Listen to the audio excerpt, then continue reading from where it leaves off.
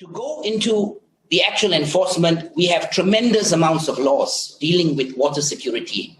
We have the Environmental Quality Act. We have the Water Services Industry Act of 2006. We've got the LUAS enactment. We've got the Penal Code. We've got a whole variety of laws. So there's no shortage of laws. In fact, the state government of Selangor just passed amendments to its water management enactment, or we call it the Selangor Water Management Enactment, whereby they have enhanced the powers of the relevant body in terms of investigation, arrest, seizure of property, so on and so forth, and enhance the punishments up to 1 million. So we have plenty of laws. We are a country that has no shortage of laws. The question then is about effective and intelligent enforcement. Now, as pointed out by the previous speakers, the problem is compounded.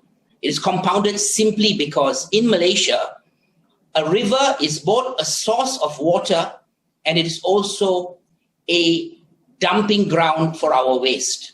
That's the reality.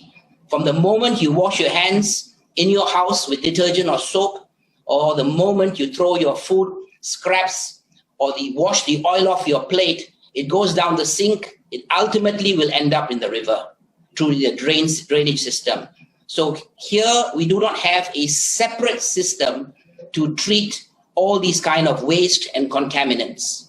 For sewerage, there's supposed to be a separate system, but as you know, most of the incidences involving some serious water pollution in the last few months resulted in the contamination of IWK plants. Well, at least that is what has been raised in the Selangor State Assembly.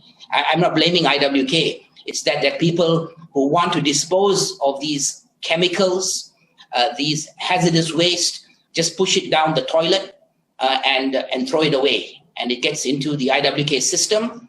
And the IWK system is not designed at all to handle this kind of waste.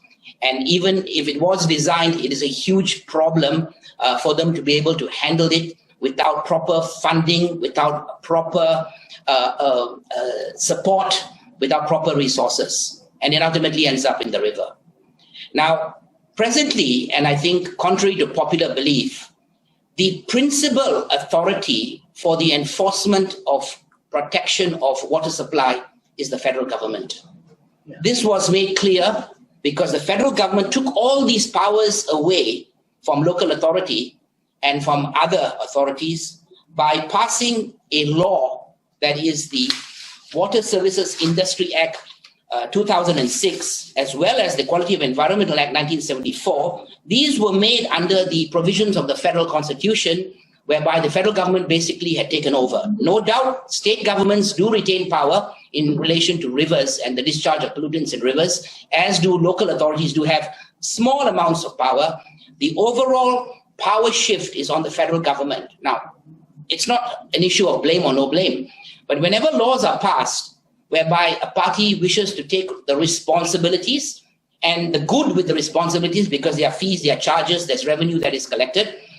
I don't know about the Environmental Quality Act, how much money they make, but as far as SPAN and other areas, there are charges and fees. But that may not be enough to carry out the enforcement. If that responsibility is taken, then there must be sufficient allocation of monies.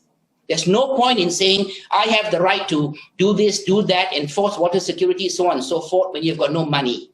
So I do not know what the budgets are. Currently, these all fall under the various Ministry of Water, Environment and Climate Change. And I don't know how many billions do they have or has been allocated in this budget or in previous budgets to enable them to get the job done. And this is something that is, I hope the government takes seriously, like COVID-19, to approve special budgets if necessary, to provide sufficient money to get this done.